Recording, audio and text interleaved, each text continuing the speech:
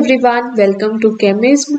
So this is the second lecture of electrochemistry and I hope ये वाला lecture देखने से पहले आप lecture number 1 देख के आए हो, रिविजन करके आए हो, ठीक है। तो लास्ट क्लास में हम पढ़ रहे थे गैल्वेनिक सेल के बारे में।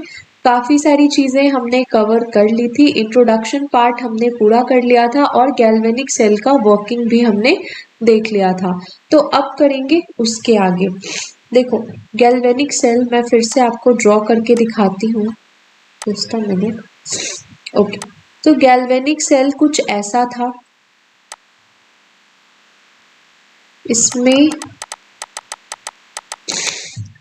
जो एग्जाम्पल हम लेके चल रहे थे वो हमने ये लिया था कि एनोड पे ZnSO4 सॉल्यूशन और इसमें एक जिंक रॉड डिप करा रखा था और कैथोड पे CuSO4 सॉल्यूशन और इसमें हमने एक Cu का रॉड डिप करा रखा था, ठीक है। इन दोनों इलेक्ट्रोड्स को हमने वायर से कनेक्ट किया था और इनके बीच में एक सॉल्ट ब्रिज भी लगाया था, राइट। ये क्या था? Salt bridge. ये वायर, ये हमारा था एनोड और ये था कैथोड। तो एनोड को आप नेगेटिव टर्मिनल भी बोल सकते हो, नेगेटिव टर्मिनल, और कैथोड को आप पॉजिटिव टर्मिनल भी बोल सकते हो, पॉजिटिव टर्मिनल। ओके, अब देखो क्या होता है कि अगर मैं साइन कन्वेंशन की बात करूं, sign convention for galvanic cell, for galvanic cell. तो गैल्वेनिक सेल के केस में हमने ऑलरेडी देखा है कि एनोड पे इलेक्ट्रॉन्स प्रोड्यूस होते हैं जो कि कैथोड तक जाते हैं और फिर कैथोड पे रिडक्शन होता है, ठीक है। तो गैल्वेनिक सेल में जो हमारा एनोड है ये एक्ट करता है नेगेटिव टर्मिनल के जैसे और जो कैथोड होता है ये एक्ट करता है पॉजिटिव टर्मिनल के जैसे। तो आपको ये वाली चीज याद रखनी है कि ये जो साइन कन्वेंशन मैंने लिखा है, एनोड नेगेटिव कैथोड पॉजिटिव, बहुत इंपॉर्टेंट है कि ये गैल्वेनिक सेल के लिए है। इलेक्ट्रोलाइटिक सेल के लिए ये नहीं है, ये गैल्वेनिक सेल के लिए है, ठीक है। तो in case of galvanic cell आप एक चीज याद रख सकते हो, ट्रिक है LOAN, ठीक है। यहाँ पे क्या मतलब है इसका ये देखते हैं। LOAN, L का मतलब है लेफ्ट, O का मतलब है ऑक्सीडेशन, A का मतलब है एनोड और N का मतलब है नेगेटिव। तो ये एक ट्रिक है, किसके लिए है ये? For galvanic cell, for galvanic cell. Galvanic cell के लिए आप ये ट्रिक याद रख सकते हो कि लेफ्ट पे जो इलेक्ट्रोड होता है उसको हम एनोड बोलते हैं, एनोड पे ऑक्सीडेशन होता है और एनोड का जो साइन कन्वेंशन होता है वो क्या होता है? नेगेटिव, मतलब एनोड को हम नेगेटिव टर्मिनल लेते हैं, ठीक है। तो आप LOAN याद रख सकते हो और इसी का रिवर्स हो जाएगा सब कुछ कैथोड के लिए, मतलब राइट रिडक्शन कैथोड पॉजिटिव, ठीक है। तो ये एक सिंपल सा ट्रिक था, ये आप याद रख सकते हो। तो अब देखो हमने गैल्वेनिक सेल का साइन कन्वेंशन देख लिया, तो अब हमारा नेक्स्ट टॉपिक है सेल रिप्रेजेंटेशन, सेल रिप्रेजेंटेशन और सेल नोटेशन। सेल रिप्रेजेंटेशन और सेल नोटेशन। सबसे पहली चीज है जरूरत क्यों पड़ी, सेल रिप्रेजेंटेशन की जरूरत क्यों पड़ी? तो देखो it is not possible, it is not possible to draw the whole setup of galvanic cell galvanic cell while solving problems, while solving questions. Therefore, cell representation is used. Cell representation is used. देखो क्या होता है, ऐसा possible नहीं है ना कि हम जब भी क्वेश्चन सॉल्व करेंगे तब दो बीकर ड्रॉ करेंगे, सॉल्ट ब्रिज लगाएंगे, सब कुछ कर पाना पॉसिबल नहीं है, इसीलिए हम सेल रिप्रेजेंटेशन यूज करते हैं। तो सेल रिप्रेजेंटेशन का ना आप जनरल फॉर्म याद रखोगे, ठीक है। जनरल सेल नोटेशन में आपको लिख के दिखाती हूँ, general cell notation. General cell notation कुछ ऐसा होता है, हम ऐसे लिखते हैं, सबसे पहले लिखेंगे मेटल, अभी एग्जाम्पल दिखाऊंगी तो आपको समझ आ जाएगा। Metal, then salt, then ion, then दो lines, then again ion, then salt and then metal. अब इसका मतलब क्या है ये देखते हैं, कहीं पे मैंने सिंगल लाइन ड्रॉ किया है, कहीं पे मैंने डबल लाइन ड्रॉ किया है, तो इसका मतलब क्या है। देखो सबसे पहली चीज है, ये जो है ना डबल लाइन, ये है सॉल्ट ब्रिज, सॉल्ट ब्रिज। ये वाला जो पूरा पोर्शन है इसको हम बोलते हैं एनोड, और ये वाला जो पूरा पोर्शन है इसको हम बोलते हैं कैथोड। देखो क्या होता है, जब क्वेश्चन आएगा ना तो आपको मेंशन करके नहीं देंगे वो कि एनोड क्या है, कैथोड क्या है, आपको सेल रिप्रेजेंटेशन दिया होता है और ये सारी चीजें अंडरस्टूड होती है कि जो सॉल्ट ब्रिज के लेफ्ट वाला पोर्शन है वो एनोड को रिप्रेजेंट कर रहा है, और जो सॉल्ट ब्रिज के राइट पे पोर्शन है वो कैथोड को रिप्रेजेंट कर रहा है, ठीक है। तो सॉल्ट ब्रिज को हम पहचान लेंगे।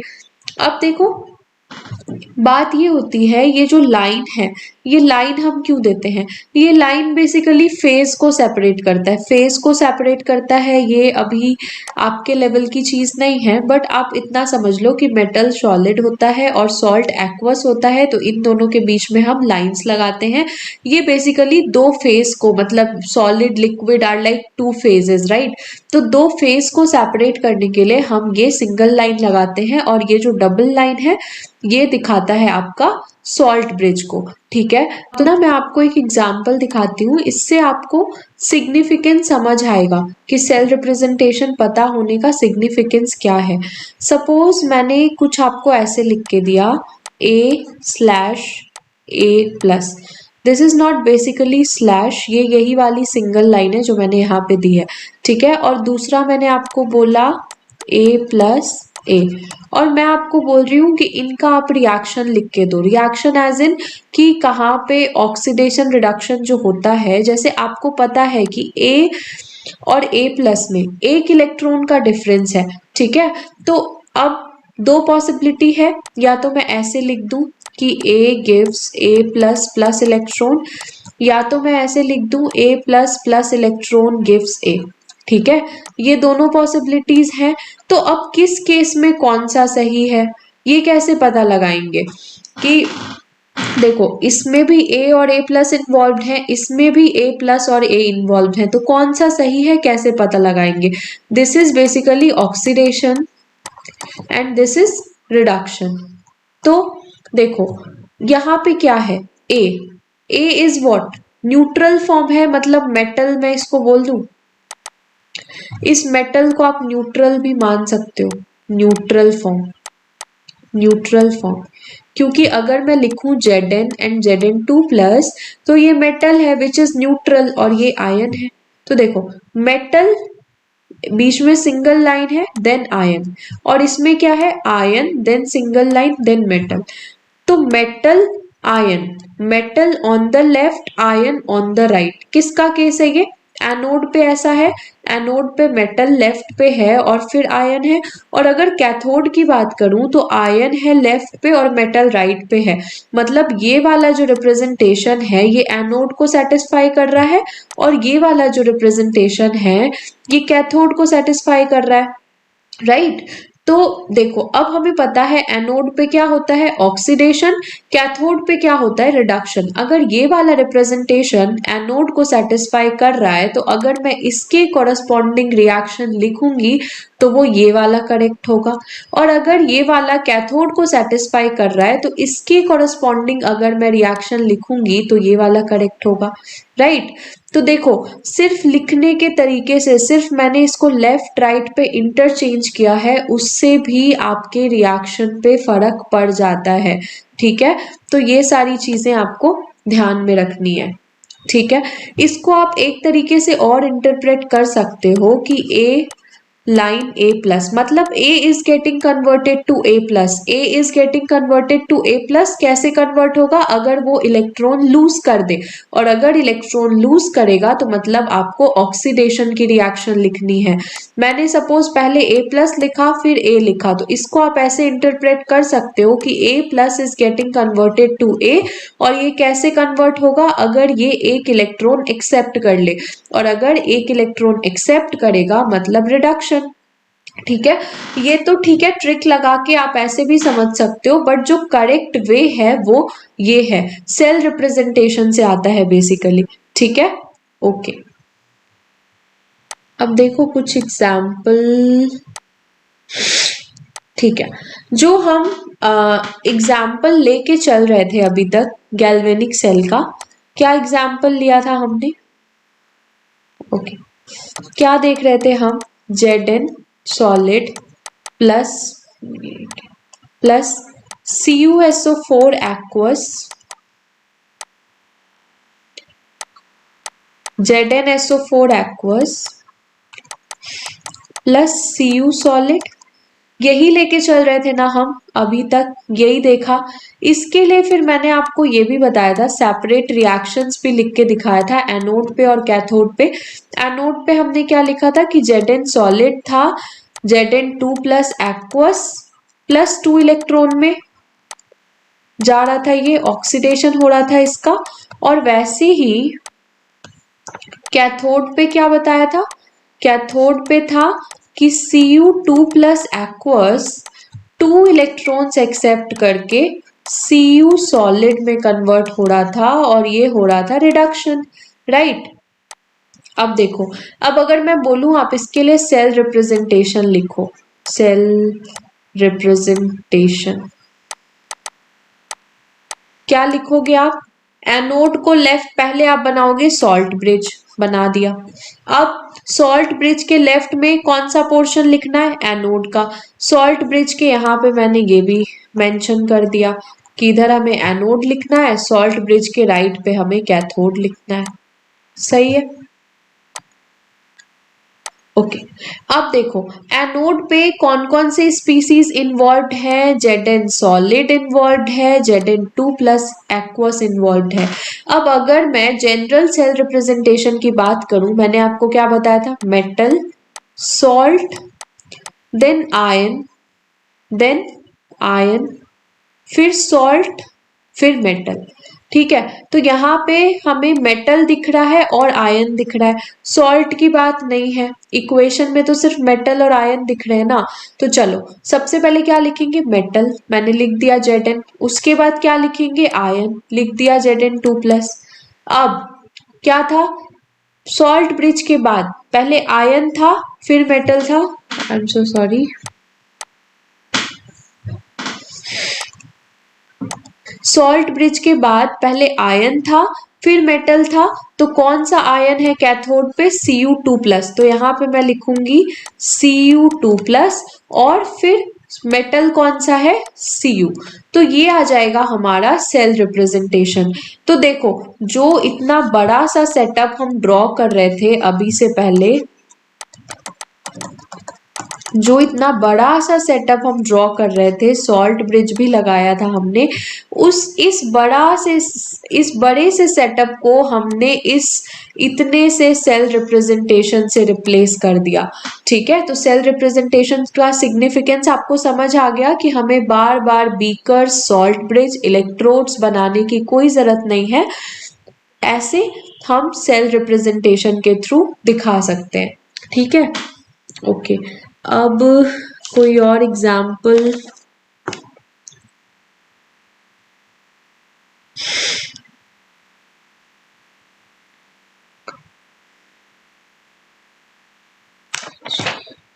Just a minute.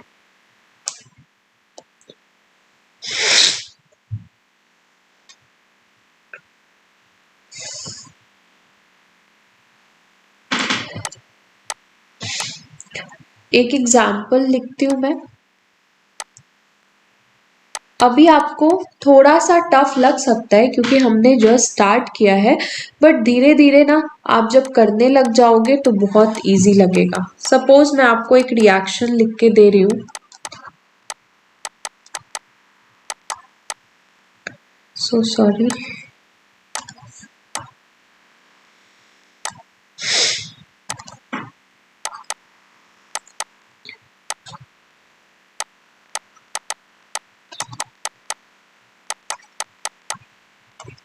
ओके देखो, मैंने आपको ये रिएक्शन दिया और मैंने बोला कि आप इसका सेल नोटेशन लिख के दिखाओ। ठीक है, तो कैसे लिखोगे आप सेल नोटेशन? देखो, सबसे पहली चीज है कि Fe2 plus Fe3 plus Cu2 plus Cu। Okay देखो, Fe2 प्लस Fe3 प्लस में कन्वर्ट हो रहा है, 2 प्लस से 3 प्लस में जा रहा है। क्या हो रहा है? Increase in oxidation state. Increase in oxidation state. कुछ याद आया? लास्ट क्लास में हमने क्या बोला था? Increase in oxidation state is oxidation. मतलब ऑक्सीडेशन किसका हो रहा है? Fe2 प्लस का हो रहा है ऑक्सीडेशन। राइट, ये हमने पता लगा लिया। अब देखो, Cu2 plus getting converted to Cu0, 2 plus से 0, 2 प्लस से 0 क्या हो रहा है? Decrease in oxidation state. फिर से लास्ट क्लास में हमने देखा था decrease in oxidation state is called reduction. मतलब ये क्या हो रहा है? रिडक्शन। तो रिड्यूस कौन हो रहा है? Cu2 plus. हमने क्या पता लगा लिया कि Fe2 plus is getting oxidised and Cu2 plus is getting reduced, getting reduced। Okay चलो आगे चलते हैं। तो अब हम एनोड पे रिएक्शन लिख सकते हैं। एनोड पे रिएक्शन लिख सकते हैं। Fe2 plus is getting converted to Fe3 plus. देखो, 2 प्लस और 3 प्लस में कितने का डिफरेंस है? 1 का, मतलब एक इलेक्ट्रॉन देगा। कैथोड का भी लिख लो। Cu2 plus is getting converted to Cu। 2 plus और 0 में कितने का डिफरेंस है? 2 का, मतलब 2 इलेक्ट्रॉन इन्वॉल्व होगा। अब हम चलते हैं अपने मेन रिएक्शन पे। देखो, ये था हमारा मेन रिएक्शन जो हमें दिया हुआ है। अब आप मुझे ये बताओ कि क्या कहीं आपको, सॉरी जस्ट अ मिनट, हाँ, तो ये था हमारा मेन रिएक्शन। तो आप मुझे ये बताओ कि क्या मेन रिएक्शन में कहीं आपको इलेक्ट्रॉन्स दिख रहा है? नहीं दिख रहा। ठीक है, ये देखो, ये क्या है? 1 मिनट। ओके, ये क्या है? कंप्लीट सेल रिएक्शन है। और जो हमने एनोड और कैथोड पे लिखा, एनोड या कैथोड को हम क्या बोलते हैं? Half cell. Half cell, half cell plus half cell क्या बनाता है? Complete cell. क्योंकि एनोड प्लस कैथोड मिला के ही तो कंप्लीट सेल बनता है। इसको मैं ऐसे भी बोल सकती हूँ, anode plus cathode is equals to complete cell. ठीक है, अगर हाफ सेल और हाफ सेल मिला के कंप्लीट सेल बना देता है तो क्या हम ये बोल सकते हैं half cell reaction plus half cell reaction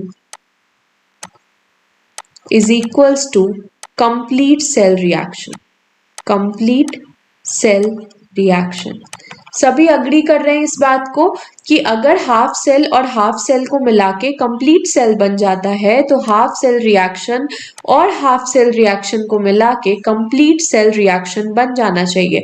मतलब अगर हमने एनोड और कैथोड पे जो रिएक्शन इंडिविजुअली हो रही है वो लिख लिया और उन दोनों को हम ऐड कर देंगे तो हमें कंप्लीट सेल रिएक्शन मिल जाएगी। ठीक है, तो आइडिया ये है कि जो हमने एनोड और कैथोड का रिएक्शन लिखा उन दोनों को ऐड करके हमें कंप्लीट सेल रिएक्शन मिलना चाहिए, जो कि क्वेश्चन में गिवन है। ये है हमारा कंप्लीट सेल रिएक्शन। बट क्या आपको कहीं पे इसमें इलेक्ट्रॉन्स इन्वॉल्व दिख रहे हैं? कहीं भी नहीं है, राइट। बट हमने जो एनोड और कैथोड का रिएक्शन लिखा है, देखो यहाँ पे तो इलेक्ट्रॉन्स इन्वॉल्व है ना, इलेक्ट्रॉन्स इन्वॉल्व है। अगर मैं इनको एज इट इज ऐड कर दूं तो इलेक्ट्रॉन्स दिखेंगे रिएक्शन में। ठीक है, तो हमें क्या करना पड़ेगा, इलेक्ट्रॉन्स को कैंसिल आउट कराना पड़ेगा, इलेक्ट्रॉन्स को कैंसिल आउट कराना पड़ेगा। आपको मैं एक बात बता देती हूँ कि जब आप दो रिएक्शन को ऐड करते हो तो जो प्रोडक्ट साइड पे और रिएक्टेंट साइड पे अगर सेम स्पीसीज होते हैं तो वो कैंसिल आउट हो जाते हैं। सपोज देखो, अगर मैंने एक रिएक्शन लिखा A plus x gives C plus D, और अगर मैंने लिखा C plus E gives x plus whatever, ठीक है, मैंने बोला इन दोनों रिएक्शन को ऐड करो, तो अगर एक रिएक्शन के रिएक्टेंट में और दूसरे रिएक्शन के प्रोडक्ट में कोई सिमिलर स्पीसीज होगी तो वो कैंसिल आउट हो जाएगी। तो ये देखो, x इसके रिएक्टेंट में है, x इसके प्रोडक्ट में है, तो ये दोनों हो जाएगा कैंसिल। C इसके रिएक्टेंट में है, C इसके प्रोडक्ट में है, तो ये दोनों हो जाएगा कैंसिल। तो हमारे पास बच जाएगा A plus E gives D plus G। This is the overall reaction. अब अगर सपोज कुछ ऐसा होता A plus x gives C plus D and B plus x gives F plus G, अगर सेम साइड पे सेम स्पेसीज होंगे तो वो एड अप हो जाते हैं। तो अगर मैं इसका ओवरऑल रिएक्शन लिखूं तो वो आएगा A plus B plus 2x gives C plus D plus F plus G। Right, ये बात क्लियर है सबको? ओके, अब देखो हमें क्या करना है, इलेक्ट्रॉन्स को हटाना है यहाँ से, क्योंकि जो हमारा मेन रिएक्शन है उसमें कहीं पे भी इलेक्ट्रॉन्स नहीं है। और अगर इसके प्रोडक्ट में है इलेक्ट्रॉन्स और इसके रिएक्टेंट में है इलेक्ट्रॉन्स, मतलब अगर हम इन दोनों को ऐड करेंगे तो इलेक्ट्रॉन्स कैंसिल आउट हो जाएंगे, बट उनका नंबर भी तो सेम होना चाहिए। यहाँ पे देखो एक इलेक्ट्रॉन है, यहाँ पे 2 इलेक्ट्रॉन है, तो कैंसिल आउट नहीं होने वाले। अगर आप अगर 2 इलेक्ट्रॉन में से एक इलेक्ट्रॉन माइनस भी हो जाएगा तो 1 इलेक्ट्रॉन तो बचेगा ना। एग्जैक्टली कैंसिल आउट करने के लिए यहाँ भी हमें 2 इलेक्ट्रॉन्स चाहिए, तो हम क्या करेंगे, इस पूरे रिएक्शन को इंटू 2 कर देंगे। ठीक है, हमने क्या किया, इस वाले रिएक्शन को 2 से मल्टीप्लाई कर दिया। तो मल्टीप्लाई करने के बाद हमारे पास क्या आएगा, 2Fe2 plus gives 2Fe3 plus plus 2 electron, और इसमें हमें ऐड करना है Cu2 plus plus 2 electron gives Cu। ठीक है, अच्छा एक करेक्शन है, मैंने यहाँ पे गलती से 3Fe2 प्लस लिख दिया था, ये 2Fe2 प्लस है। ठीक है, 2Fe2 प्लस। तो जब आप इसको ऐड करोगे दोनों को तो आपको गिवन रिएक्शन मिल जाएगी। क्या मिला हमें, 2Fe2 plus plus Cu2 plus gives 2Fe3 plus plus Cu। यही था गिवन सेल रिएक्शन। अब हमें क्या करना है, सेल रिप्रेजेंटेशन लिखनी है। तो सेल रिप्रेजेंटेशन के लिए सबसे पहला काम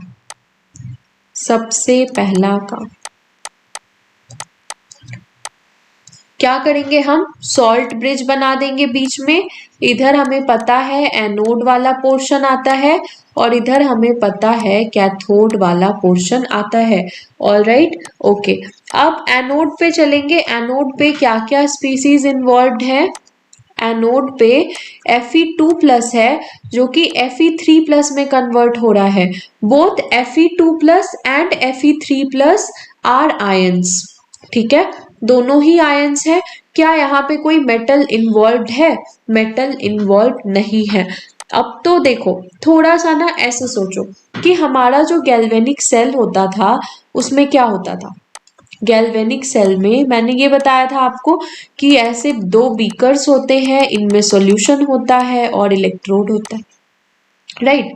अगर कोई मेटल इन्वॉल्व नहीं है तो इसका ये मतलब तो बिल्कुल नहीं हो सकता कि इलेक्ट्रोड होता ही नहीं होगा, है ना।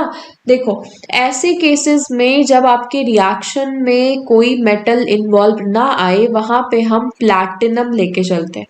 प्लैटिनम, हम ये एज्यूम करेंगे कि जो हमारा इलेक्ट्रोड है वो प्लैटिनम का बना है, क्योंकि इलेक्ट्रोड के बिना गैल्वेनिक सेल सेटअप करना पॉसिबल ही नहीं है।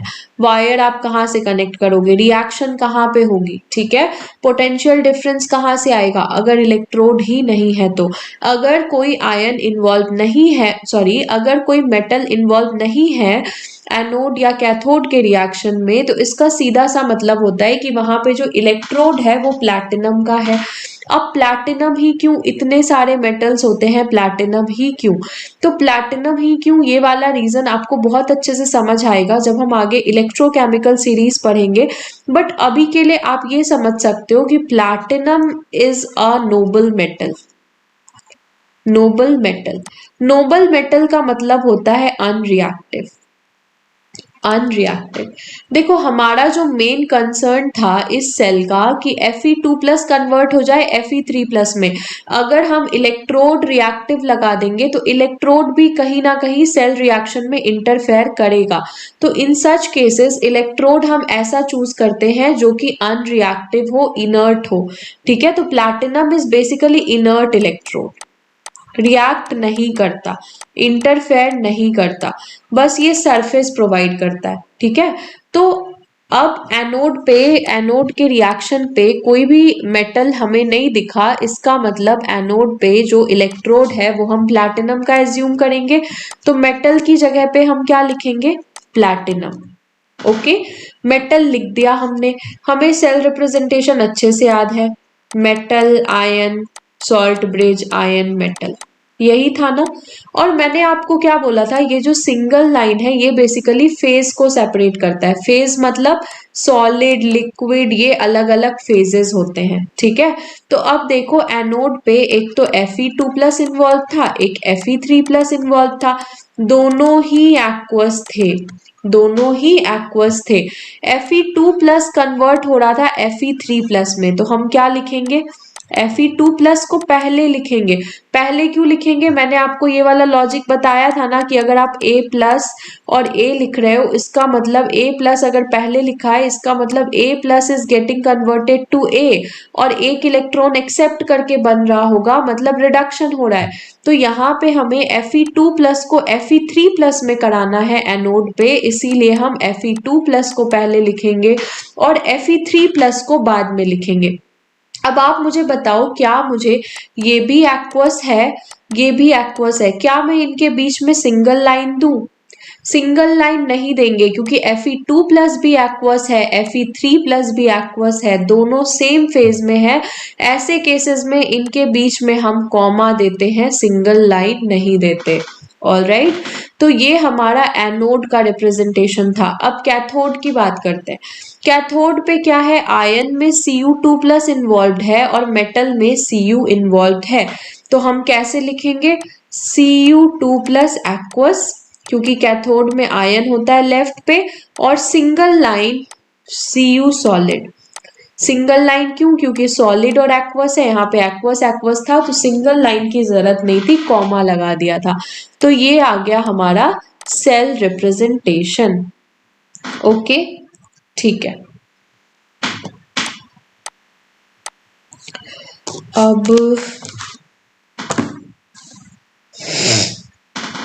अब सपोज एक और क्वेश्चन, अब आप पहले ये वाला खुद से ट्राई करेंगे, बहुत सिंपल है। ओके, देखो Fe2+ plus Cl2 is getting converted to Fe3+ plus Cl-। तो सबसे पहला काम क्या होता है हमारा, सबसे पहले हम ये पता लगाएंगे कि कौन सा स्पीसीज ऑक्सीडाइज होने वाला है और कौन सा स्पीसीज रिड्यूस होने वाला है। तो देखो Fe2+ is getting converted to Fe3+, 2+ से 3+ क्या हो रहा है, इंक्रीज इन ऑक्सीडेशन स्टेट, और इंक्रीज इन ऑक्सीडेशन स्टेट को हम क्या बोलते हैं, ऑक्सीडेशन। अब यहाँ पे Cl था 0 में और ये जा रहा है -1 में, 0 to -1 क्या हो रहा है, डिक्रीज इन ऑक्सीडेशन स्टेट, और डिक्रीज इन ऑक्सीडेशन स्टेट को हम क्या बोलते हैं, रिडक्शन। मतलब यहां से यहां पे क्या हो रहा है, रिडक्शन। सही है, हमें पता चल गया, क्या पता चल गया कि Fe2+ is getting oxidised and Cl2 is getting reduced। इतना पता चल गया तो हम आराम से एनोड कैथोड के रिएक्शंस लिख लेंगे। एनोड पे कैसे लिखूंगी मैं, अब एनोड पे ऑक्सीडेशन होता है और ऑक्सीडाइज हो रहा है Fe2+, तो Fe2+ is getting converted to Fe3+ plus electron. सही है, और अगर मैं कैथोड की बात करूं, कैथोड की बात करूं तो Cl2+2 इलेक्ट्रॉन 2Cl-। यहाँ पे देखो जो हमारा सेल रिएक्शन दिया हुआ है ना, ये अनबैलेंस्ड है, तो आपको एनोड और कैथोड पे भी बैलेंस करने की जरूरत नहीं है। सेल रिप्रेजेंटेशन के लिए बैलेंसिंग रिक्वायर्ड नहीं है, बस हमें इतना पता लगाना होता है कि एनोड पे कौन कौन से आयंस, कौन कौन से मेटल्स इन्वॉल्व है, एंड कैथोड पे क्या क्या इन्वॉल्व है, बस हमें इतना पता लगाना होता है। ठीक है, तो अब लिखेंगे सेल रिप्रेजेंटेशन। बैलेंसिंग क्यों रिक्वायर्ड नहीं है, क्योंकि सेल रिप्रेजेंटेशन में सिर्फ हमें कौन कौन से स्पीसीज इन्वॉल्व है उन्हीं से मतलब होता है, तो इसीलिए बैलेंस करो मत करो कोई फर्क नहीं पड़ेगा। अब लिखेंगे सेल रिप्रेजेंटेशन। सेल रिप्रेजेंटेशन कैसे लिखेंगे, सबसे पहले बनाएंगे अपना सॉल्ट ब्रिज। इधर एनोड वाला सेक्शन है, इधर कैथोड वाला है, राइट। ओके, इसके बाद क्या करेंगे, इसके बाद देखो एनोड पे फिर से कोई मेटल इन्वॉल्व नहीं है, Fe2+ है, Fe3+ है, राइट। तो फिर हमें क्या करना पड़ेगा, सेम जैसे हमने लास्ट एग्जाम्पल में लिखा, प्लैटिनम सॉलिड लेना पड़ेगा, और Fe2+ Fe3+ में जा रहा है तो Fe2+ पहले लिखेंगे। एक बात ध्यान रखना कि सेल रिप्रेजेंटेशन में अगर आप ये, जैसे मैं एक्वस, सॉलिड, ये सब मेंशन कर रही हूँ, ये अगर आप मेंशन करोगे तो आपको फुल मार्क्स मिलेंगे, अगर आप छोड़ दोगे तो हो सकता है मार्क्स डिडक्ट हो जाए। सो बी वेरी केयरफुल कि जब भी आप सेल रिप्रेजेंटेशन लिखो तो उनका स्टेट मेंशन कर देना। ठीक है, अब बताओ यहाँ पे सिंगल लाइन डालूं या ना डालूं, तो लास्ट एग्जाम्पल के जैसा है, सिमिलर की एक्वस एक्वस है दोनों, तो सिंगल लाइन डालने की जरूरत नहीं है क्योंकि दोनों सेम फेज में है, तो हम कॉमा डालेंगे। ठीक है, तो ये हमारा एनोड वाला पोर्शन हो गया।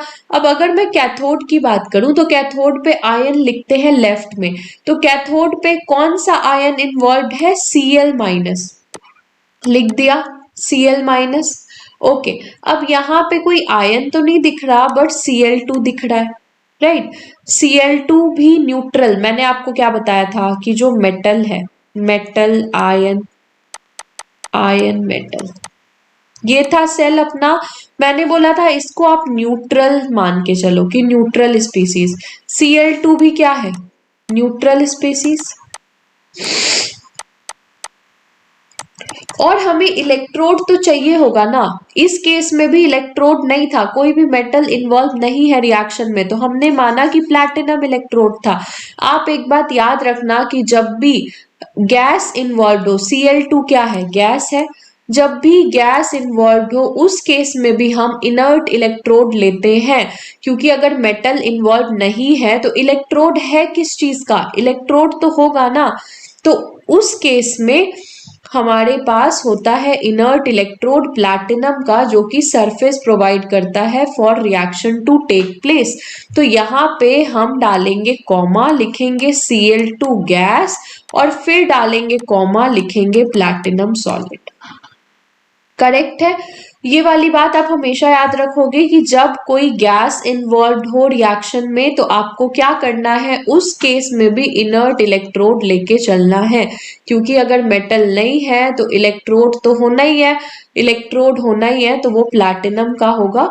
और आप देखना जब भी आप आगे एनसीईआरटी में भी है और हम आगे पढ़ेंगे, एक हमारा होता है हाइड्रोजन सेल, मतलब एक होता है हाइड्रोजन का हाफ सेल, तो उसमें भी हम हाइड्रोजन गैस होता है और उसके बगल में हम हमेशा पीटी सॉलिड लिखते हैं। पीटी सॉलिड क्या है, बेसिकली इलेक्ट्रोड है। जहां पे मेटल इन्वॉल्व है, जैसे लास्ट केस में था Cu2+Cu, जहां पे मेटल है वहां तो बात क्लियर है कि Cu सॉलिड आप लिख दोगे। बट अगर कोई मेटल इन्वॉल्व नहीं है या कोई गैस दिख जाए तो उन केसेस में आपको प्लैटिनम सॉलिड लिखना है। ठीक है, तो ये वाला एग्जाम्पल भी सिंपल सा था, इजी था।